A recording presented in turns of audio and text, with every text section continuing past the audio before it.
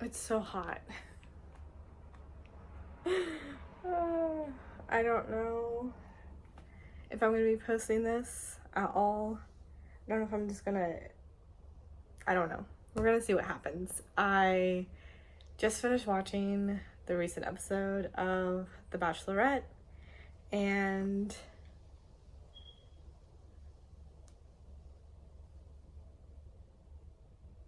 I guess there's thoughts. There's a few things. There's a few things I thought while I was watching it, and now that I've finished, those episodes are so long. There's so much going on. Now that I've finished it, I'm so hot. And being in the heat just makes me so tired. I'm sitting on the floor because, if you may recall, well, maybe not, depending if you've watched my previous videos, but I'm in the process of moving. So most of our big furniture is at the new place, and we just have odds and ends left to do. A lot of odds and ends left to do. But so here I am on the floor where my secretary used to be, if you remember the framing of my previous videos, or if you were around to watch the framing of my, anyway, hi YouTube friends. It's Trish here, a little scatterbrained, but she's here. And I'm here today to chat about the most recent episode of The Bachelorette's Gabby and Rachael season. This was week 5, and stuff happened. That's a great way to put it. Stuff happened. Okay, my iPad may die on me, so we'll see how far I get in the notes that I wrote. And I mean, off the top of my head, there's 2 or 3 things that come to mind, mainly being Logan, obviously, sort of jumping ship from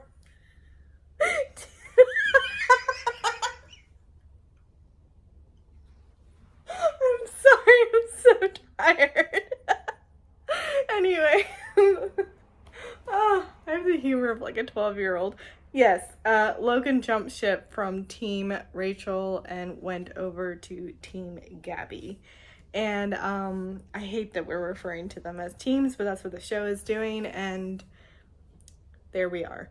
So anyway, I personally felt that he did a good enough job, as well a job as you can do, in the situation that he was in. Unfortunately, and the thing is, I get it. With Rachael, she listened to a point, and I think eventually her pride got hurt, and I don't think she was really hearing him because he had begun to say, it was something along the lines of, he was beginning to talk about how he was still figuring it out, so to say, in like his own feelings towards Rachael in these past weeks. I think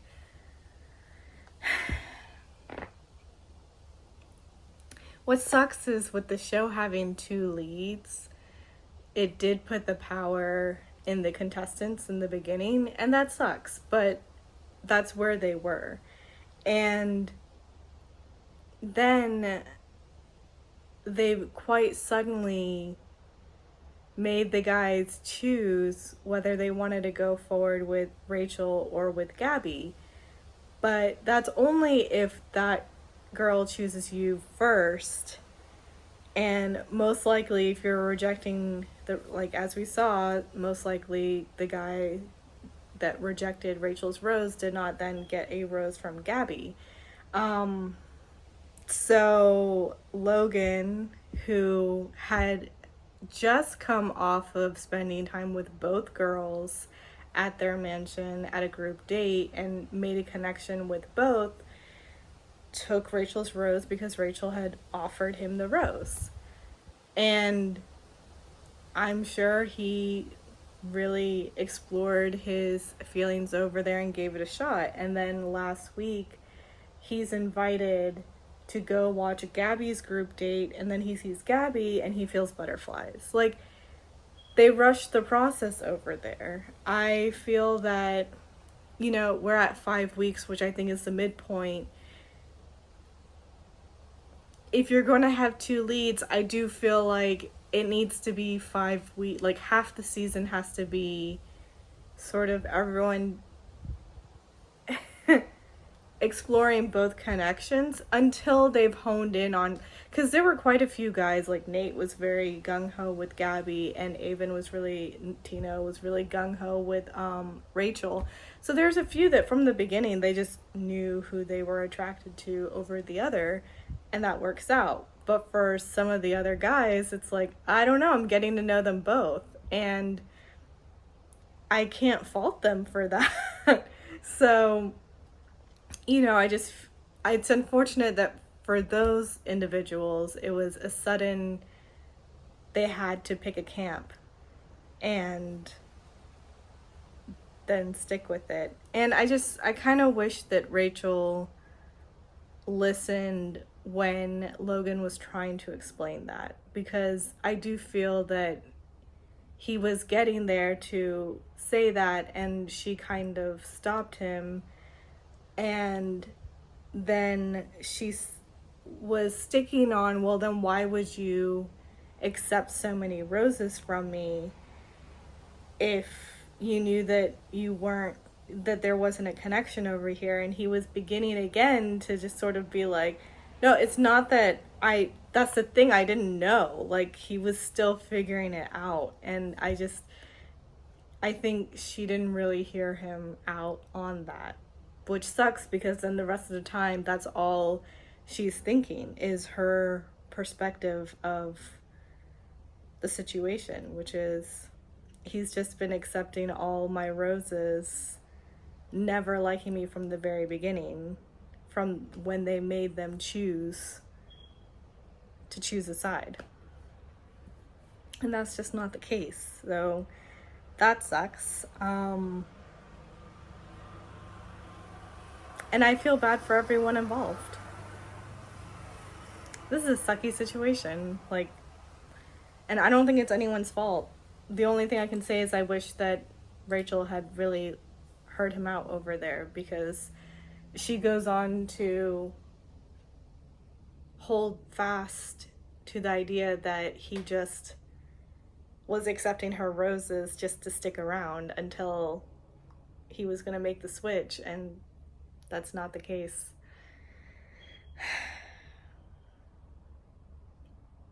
Oh, where I was going with that was that because she was holding fast to thinking in that way, that's then how she approached her conversation with Gabby.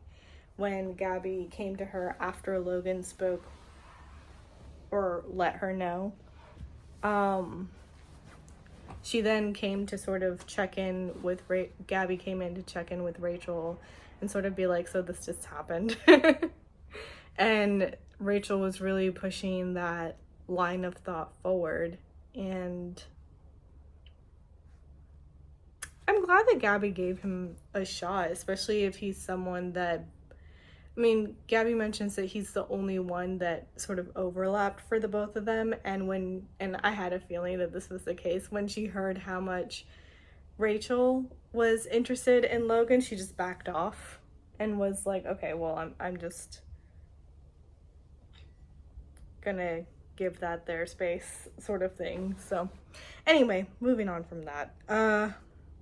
So Rachael doesn't go on her day portion of the group date, which I understand. It sucks, but in the headspace that she was at, and granted she put herself over there, but I think it still would have been difficult even if she did hear Logan out, because rejection sucks, and from her point of view, it just keeps happening. So I find it unfortunate, because there are guys on that group date that are interested in her and that she is interested in. And so you're denying, as like Tyler was saying and Tina was saying, like you're denying this opportunity to really connect deeper with these guys that are here for you. That just really sucks. But I also, like, that's hard to just whip yourself around and be like, okay, I'm date ready. Like, this really sucks for everyone. But I do like that Tino brought it up with her.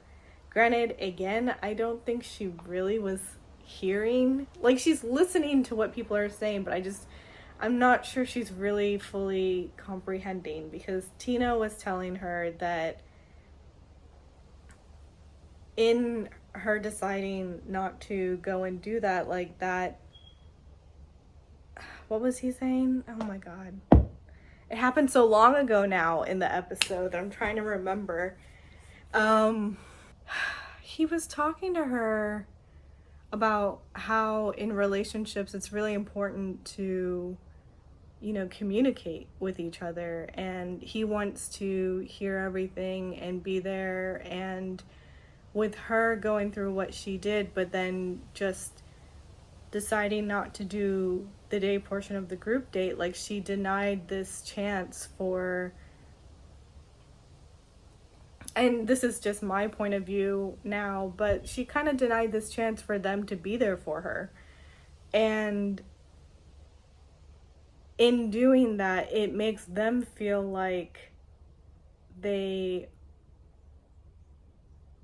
not that they don't matter, but that, you know, they're people that did not come to her mind in that situation. When you're in a committed relationship, you would hope that you're the first to come to their mind.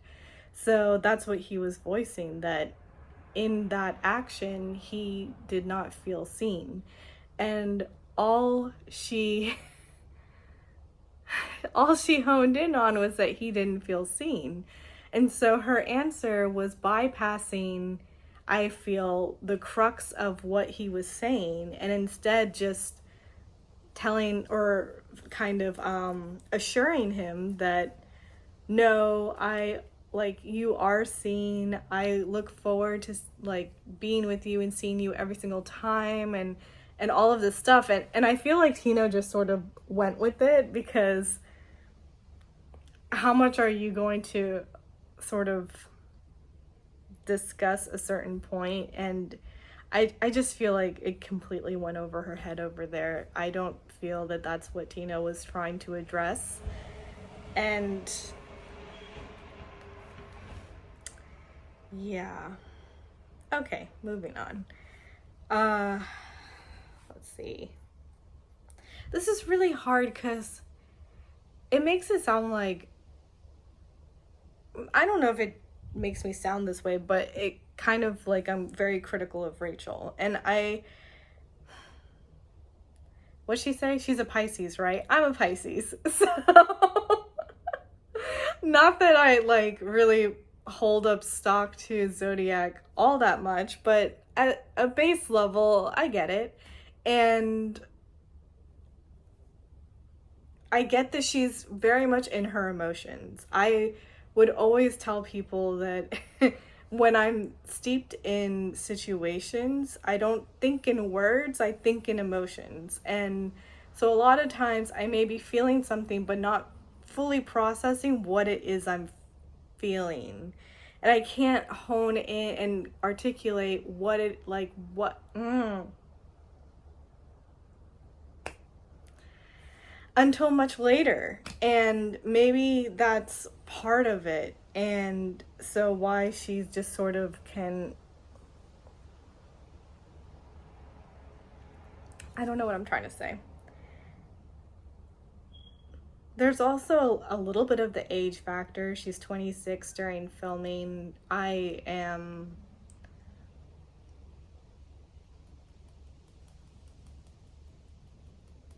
what am I trying to say? Sort of a late bloomer when it comes to,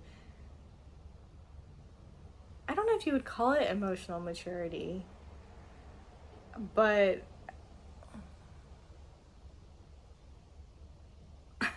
I always say that, you know how they talk about your frontal lobe is not fully developed until you're 25? Well, I feel like that year that you're 25 and maybe even part of 26 is like a trial run period. You're still formulating or getting used to, or like, at least for me, that was the case. Like, I don't feel like I was really, I don't know. I don't know. So I don't know if that's what it is, but when you're watching the show, the way they have it edited, Rachael does come off very much like, woe is me, slight victim sort of mentality. Very much thinking only of herself and how she is feeling, and not really listening or hearing or understanding how Gabby might be feeling or how the guys might be feeling. And you know, I think parts of that can be attributed to she is younger. You learn about yourself through having these experiences and through dating and all of that kind of stuff. You can only grow. And we're just watching that happen. It's just really unfortunate that the way they're editing the show just makes her come off as a handful. It makes her come off as a handful. I mean,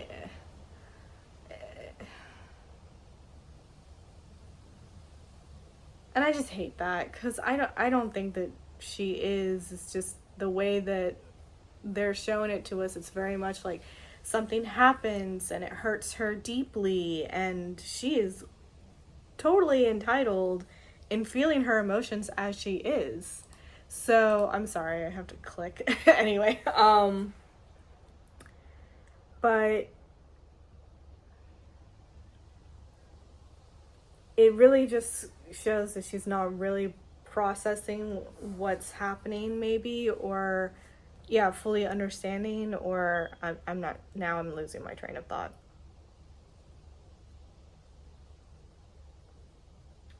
Anyway, it just really sucks. I do like her, but she's very much in her emotions, and I know that that's a tough thing to sort of think more rationally. I don't know. I don't think anything. I don't know. I don't know. I hate that they're editing her in such a way, but the thing is, these events are happening in such a way that is making her react, you know, as she is. And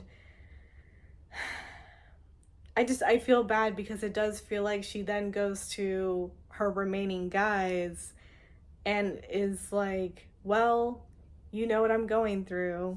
You know that I've been rejected again, and rejection sucks. And if you don't want to be here, like, you don't have to be here. But then, like, if you are going to be here,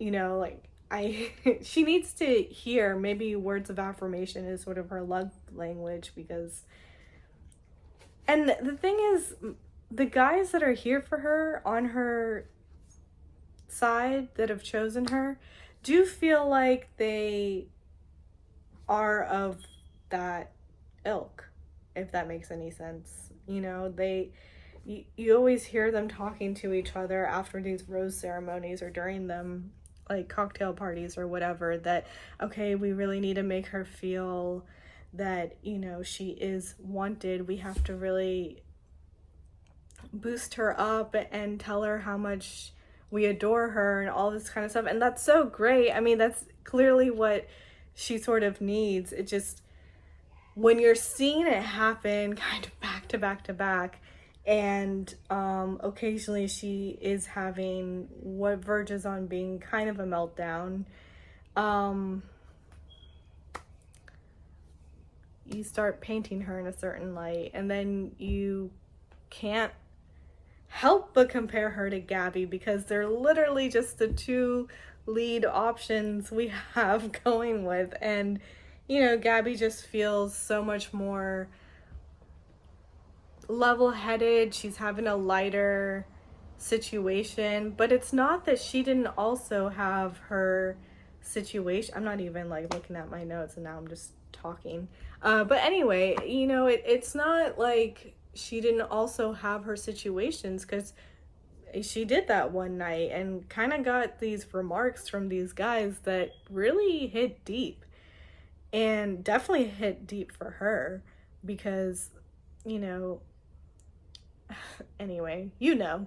So like, she also had her stuff, but she kind of went off and dealt with it on her own and collected herself and was like, okay, moving on, you know. And that's it's great to see, but she's I think 31 or something like that, so, you know, well into that frontal lobe being fully developed and in practice, and you know, most likely has a bit more of a dating history, and so can understand that a lot of times things don't go your way, and a lot of times how you feel about someone is not reciprocated, but you won't really know that.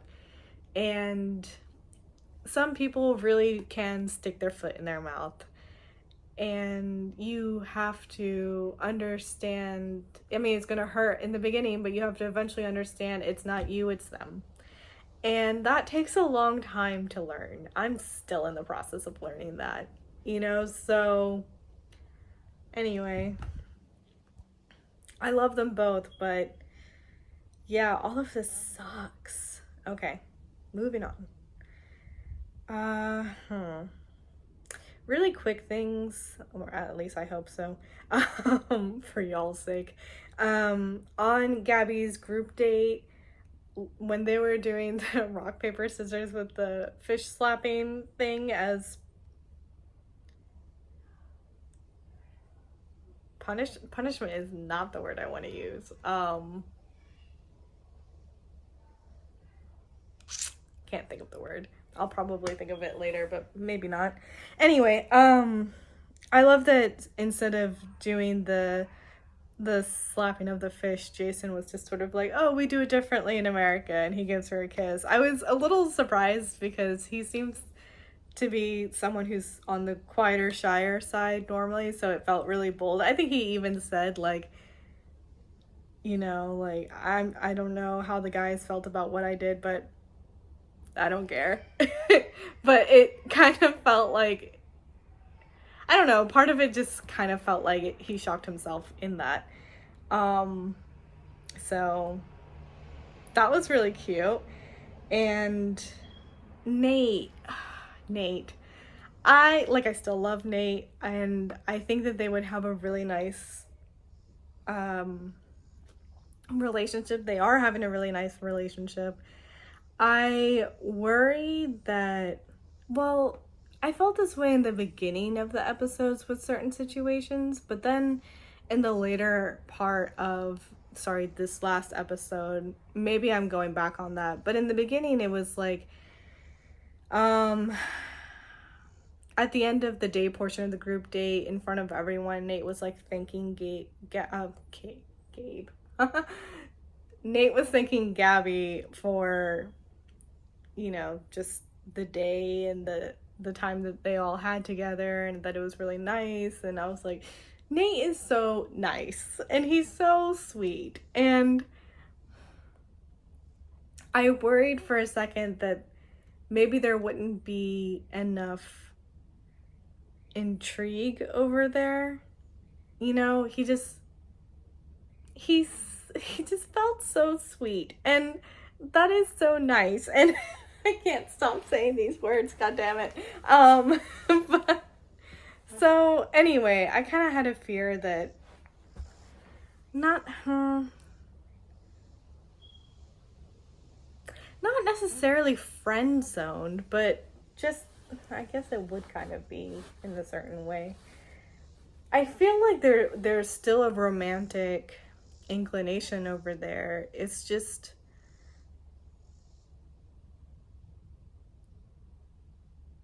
I don't know. But then later in the episode, in the night portion, especially, when did Gabby give the chocolates to him? That was later, right? That was a rose ceremony night portion, which that was so sweet. Again. But in the night portion of the group date, I think it did sort of turn a little bit, and I kind of saw a little bit of the more like chemistry over there. And I'm not talking just physical.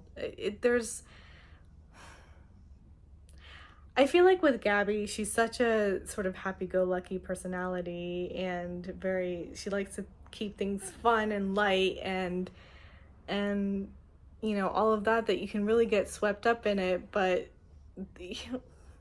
all of us ladies, we still want a little bit of spice. So yeah. Anyway, Eric makes a comment that, I don't know, rubbed me the wrong way a little bit. Eric feels that he doesn't know where he ranks for Gabby, and that it would be a waste of his time, to be there 8 more weeks to find out. Buddy, that's kind of the show. I didn't appreciate the waste of the time situation. If it results in you being at the end with the woman that you love, I can't imagine that being a waste. So, we'll see. I gotta say, that after episode preview, I think this is sort of the midway part of the season, so they're showing things happening later on in the season, like not just in the next episode. So, looks rough.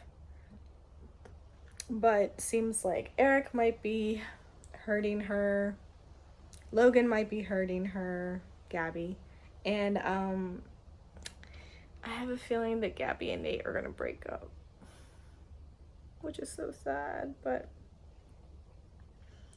especially because what we see is a line with Gabby sort of crying and saying that she doesn't know if she's ready or right to be a mom. And that is a huge impactful thing. And not just for your own life, but for everyone's lives involved.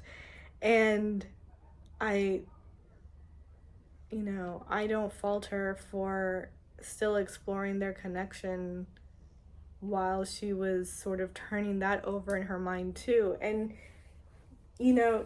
she was thoughtful in this episode in that she bought the chocolates for his daughter.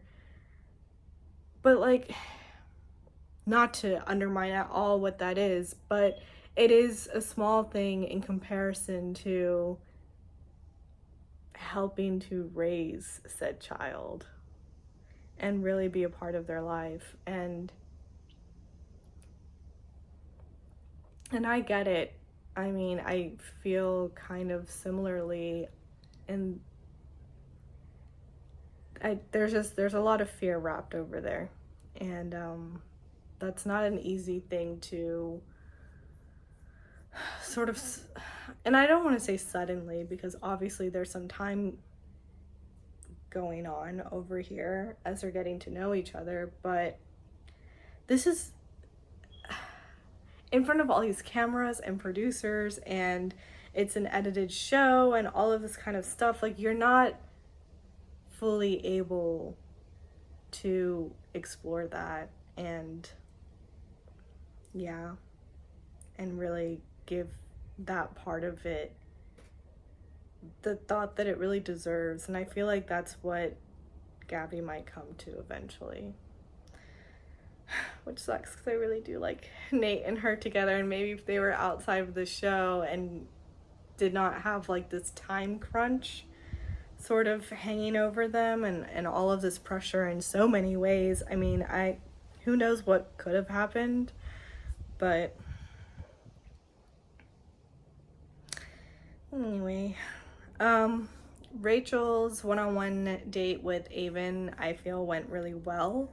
There's something that feels very comfortable between those two, and very steady, but like there is still a little bit of that spice, as well as just being smooth sailing almost, in a way. I mean, watching them in the chocolate shop was really cute.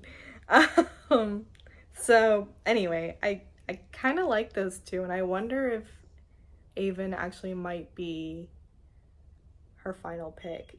Even though Tino is like, they're both very into each other. I don't know. There was something about watching her and Avon together. Kind of got me thinking.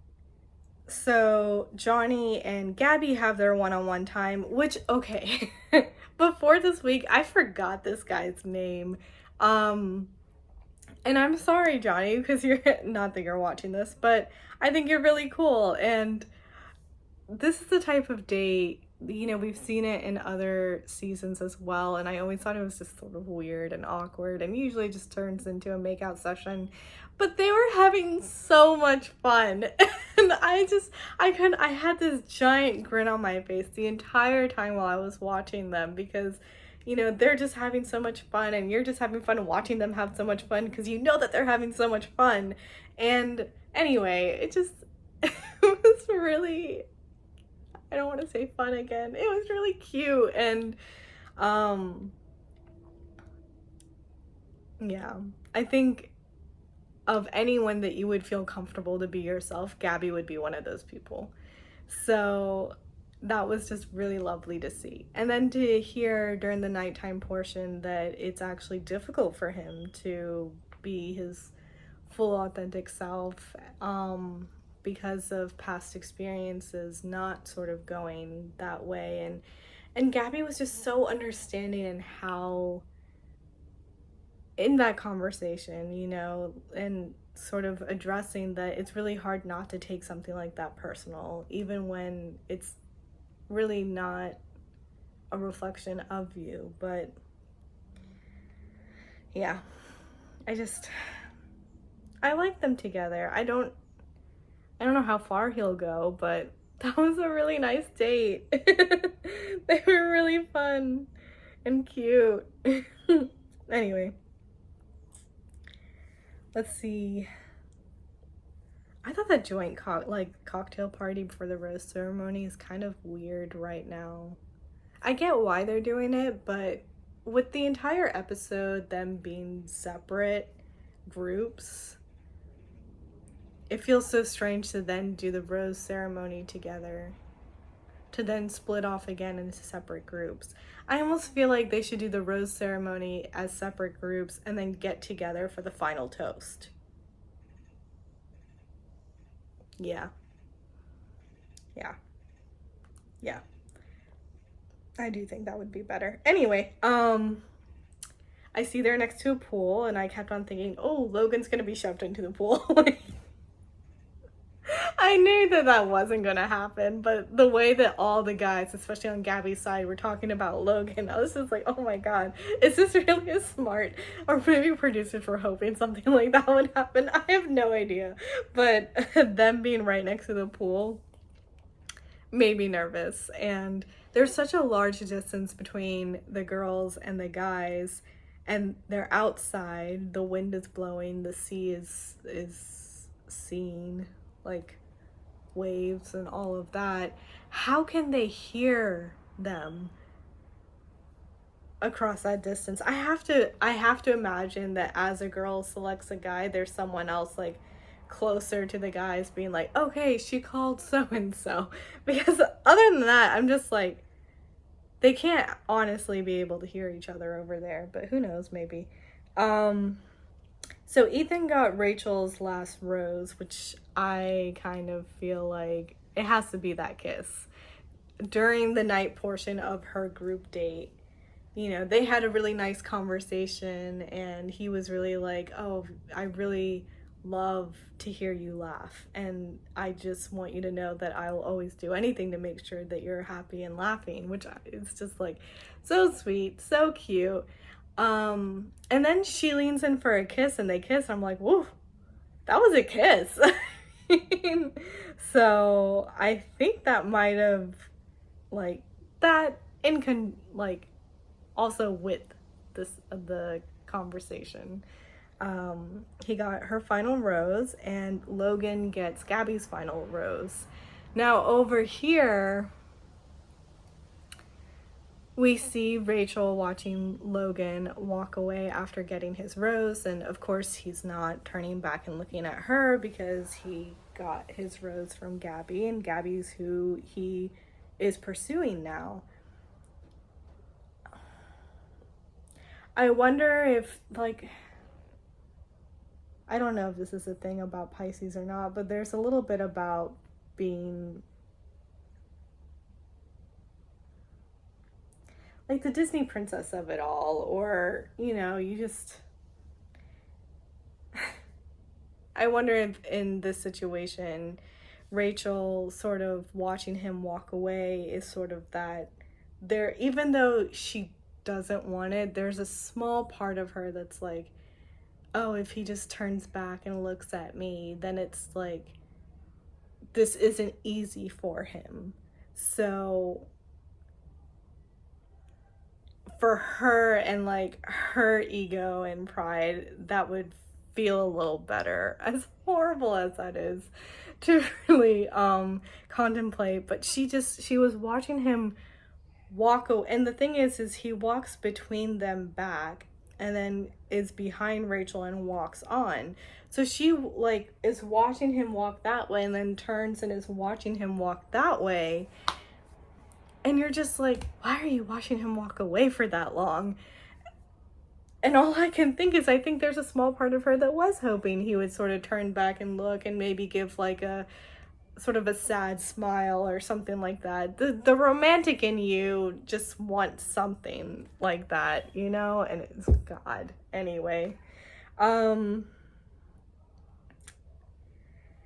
Yeah. We see the preview afterwards, and I'm scared for the rest of the season.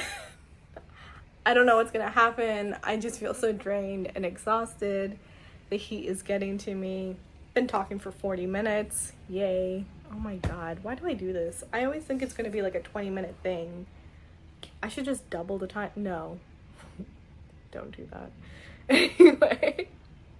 I mean, in this instance, yes, it did end up being double the time, but I really hope it's not always going to be like that. What the hell? Why are my bangs like this?